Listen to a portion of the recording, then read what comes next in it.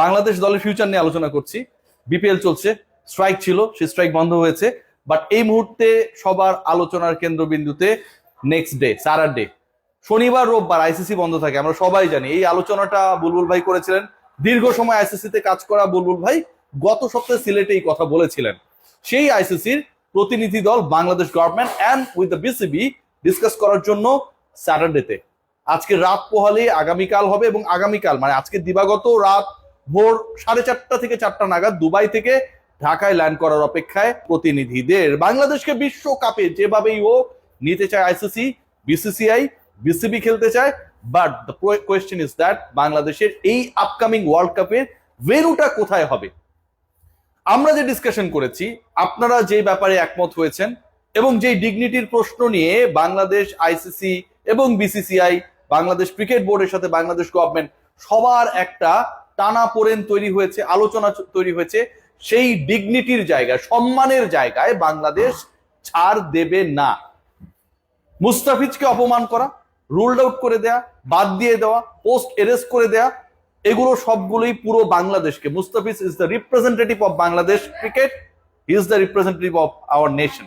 মুস্তাফিজকে বাদ দেয়া মানে পুরো বাংলাদেশের গায়ে হাত তোলা, অনেকটা তাই। এবং সেই জায়গাটায় বাংলাদেশ সরকার, বিসিবি যে স্ট্যান্সটা নিয়েছিল যে বিশ্বকাপ আমরা খেলতে চাই, কিন্তু যেই মুস্তাফিজুর রহমানের একজনের সিকিউরিটি নিয়ে টালমাটাল অবস্থা ভারতে, যে একজন মুস্তাফিজুর রহমান খেললে শিবসেনা এবং অন্যান্য যে দলগুলো রয়েছে তারা বিভিন্ন ভাবে হুমকি ধুমকি দেবে, আক্রমণ করা হবে, বিমানে হামলা চালানো হবে, বাংলাদেশ দলকে ল্যান্ড করতে দেওয়া হবে না, এইরকম ডিসকাশন গুলো যখন হচ্ছিল তখন বাংলাদেশ সরকার জানিয়ে দিয়েছে, বাংলাদেশ ক্রিকেট বোর্ড জানিয়ে দিয়েছে যে সেখানটায় আমি আমার এতগুলো ক্রিকেটারকে, সাংবাদিকদের, সমর্থকদের কিভাবে নিরাপত্তা নিশ্চিত করবো। So we are not going to play hour next world cup in the soil of India. এরপরে আলোচনা বেড়েছে, ডাইমেনশন পেয়েছে, এবং বাংলাদেশের স্ট্যান্সটা কতটুকু শক্তিশালী সেই শক্তির জায়গাটা প্রমাণিত হয়েছে যখন আইসিসির ডেলিগেশন, আইসিসি যখন ডিসাইড করেছে যে তাদের ডেলিগেশন বাংলাদেশে পাঠাতে হবে। এই ম্যাটার সলভ করার জন্য, বাংলাদেশকে বিশ্বকাপে এনশিওর করার জন্য, বাংলাদেশের পার্টিসিপেশন নিশ্চিত করার জন্য বাংলাদেশে তাদের প্রতিনিধি পাঠাতে হবে। এবং head of security and head of integrity, এই যে দুটো গুরুত্বপূর্ণ ডিপার্টমেন্ট রয়েছে আপনারা সবাই জানেন আইসিসিতে, সেই দুই ডিপার্টমেন্টের প্রধানরা বাংলাদেশের ল্যান্ডিং এর অপেক্ষা। এবং তারপর আগামীকালই দুটো মিটিং রয়েছে। কি বিষয়ে আলোচনা হবে, কাদের সাথে মিটিং হবে, সেই আলোচনাটা খুব বেশি গুরুত্বপূর্ণ। প্রথমত, আগামীকাল সকাল 11টার পরে প্রথম মিটিংটা হওয়ার কথা আমি যতটুকু জানতে পেরেছি, এবং সেই মিটিং এ বাংলাদেশ ক্রিকেট বোর্ডের অবস্থান, বাংলাদেশ ক্রিকেট বোর্ডের প্ল্যান, বাংলাদেশ ক্রিকেট বোর্ডের বিকল্প ভাবনা নিয়ে বাংলাদেশ ক্রিকেট বোর্ডের একটা প্রেজেন্টেশন আইসিসির প্রতিনিধিদের কাছে উপস্থাপন করা হবে। এখন পর্যন্ত অ্যাজ পার আমি যে ইনফরমেশন পেয়েছি। এরপর আরেকটা মিটিং রয়েছে, সেই মিটিংটায় থাকবে বাংলাদেশ ক্রিকেট বোর্ড, বাংলাদেশ সরকার এবং আইসিসি। এই যে ত্রিপক্ষীয় একটা মিটিং, যেখানটায় বাংলাদেশের ক্রিকেটার, বাংলাদেশের ক্রিকেট দলকে বিদেশে খেলতে গেলে, বাংলাদেশের বাইরে খেলতে গেলে গভর্নমেন্ট অর্ডার, জিও, এটা ছাড়া কোনো ক্রিকেটার ট্রাভেল করতে পারবে না, কোনো কোচিং স্টাফ, সাপোর্ট স্টাফ কেউই ট্রাভেল করতে পারবে না, সরকারি আদেশের দরকার হয়। সো গভর্নমেন্টের অর্ডার ছাড়া বাংলাদেশ ক্রিকেট বোর্ড যতই ইচ্ছা পোষণ করুক না কেন, যতই ডিসাইড করুক না কেন, বাংলাদেশ দল পৃথিবীর কোথাও যেতে পারবে না। এবং এই স্টেটমেন্টটা যে বাংলাদেশ খেলবে না, এই স্টেটমেন্ট এবং এই স্ট্যান্সটা হচ্ছে বাংলাদেশ ক্রিকেট বোর্ড নেয়ার আগে এটা সরকারের স্ট্যান্স ছিল। আপনারা সবাই জানেন আসিফ নজরুল যুব ক্রীড়া উপদেষ্টা, তিনি যেদিন ঘটনা ঘটেছে সেদিন রাতেই ফেসবুকে, সোশ্যাল প্ল্যাটফর্মে জানিয়ে দিয়েছেন যেখানটায় আমরা সিকিউর না সেখানটায় আমরা দল পাঠাবো না, এবং পরবর্তীতে বাংলাদেশ ক্রিকেট বোর্ডের অবস্থাটা ক্লিয়ার হয়।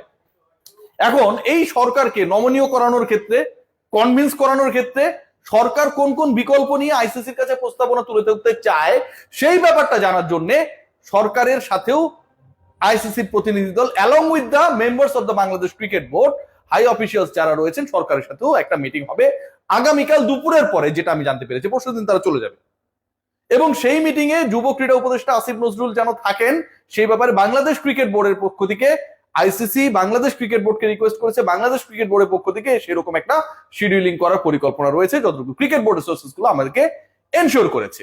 সো আপকামিং যে মিটিংস গুলো হচ্ছে সেগুলোর একটাই লক্ষ্য, একটাই উদ্দেশ্য, একটাই গোল, সেটা হচ্ছে বাংলাদেশকে যেভাবে হোক বিশ্বকাপে খেলানো।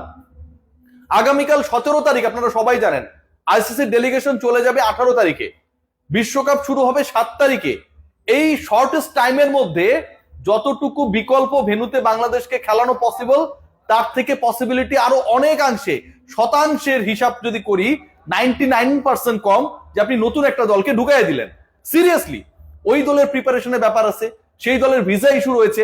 ইন্ডিয়ান ক্রিকেট বোর্ড পাকিস্তানি বংশোদ্ভূত অথবা মুসলিম ক্রিকেটার বিভিন্ন দেশে যারা রয়েছেন খেলছেন, আলী খান থেকে শুরু করে আদিল রশিদ, এদের ভিসা নিয়ে যে নাটক শুরু করেছে ভারতীয় সরকার, সেই জায়গায় আপনি একটা নতুন দলকে ঢুকিয়ে দিলেন, তাদের ভিসা নিয়ে কোনো সমস্যা হবে না, তারা গেল খেলে আসলো, নতুন আর একটা সংকট তৈরি হবে না সেটার কোনো গ্যারান্টি নেই। আইসিসি সেটা চায় না। আইসিসি কি চায়? আইসিসি চায় যে বাংলাদেশই খেলুক, বাংলাদেশকে কনভিন্স করে 3:1 3-1 এই যে পরিকল্পনাটা, এটাকে তারা এনশিওর করতে চায়। অর্থাৎ বাংলাদেশ যে ম্যাচেস গুলো খেলবে তার 3টা ম্যাচ বাংলাদেশ খেলবে হচ্ছে শ্রীলঙ্কার মাটিতে, একটা ম্যাচ ভারতের মাটিতে। প্রথম প্রস্তাব যেটা দেওয়া হবে যতটুকু জানা গেছে যেখানে 2-2, শ্রীলঙ্কায় বাংলাদেশ গিয়ে 2টা ম্যাচ খেলবে এবং 2টা ম্যাচ তারা খেলবে হচ্ছে ইন্ডিয়ার মাটিতে, এরকম একটা প্রস্তাবনা পরিকল্পনার জায়গা রয়েছে যেটা শোনা গেছে।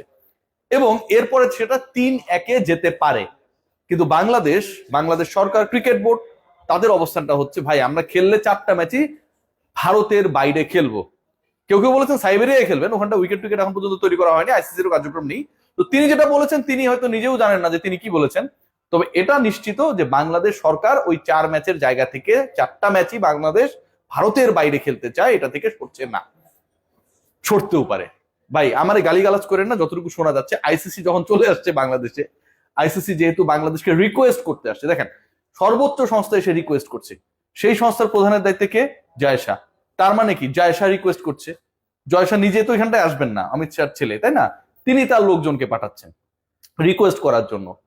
এটা হচ্ছে এক প্রকার ইন্ডিয়া যে ফালতু কাজটা করেছিল, যে গর্তুমি করেছিল, যে উদ্ধত্ত দেখিয়েছিল, সেটাকে কিছুটা হলেও মেনে নেয়া যে আমরা আসলে কামটা ঠিক করি নাই।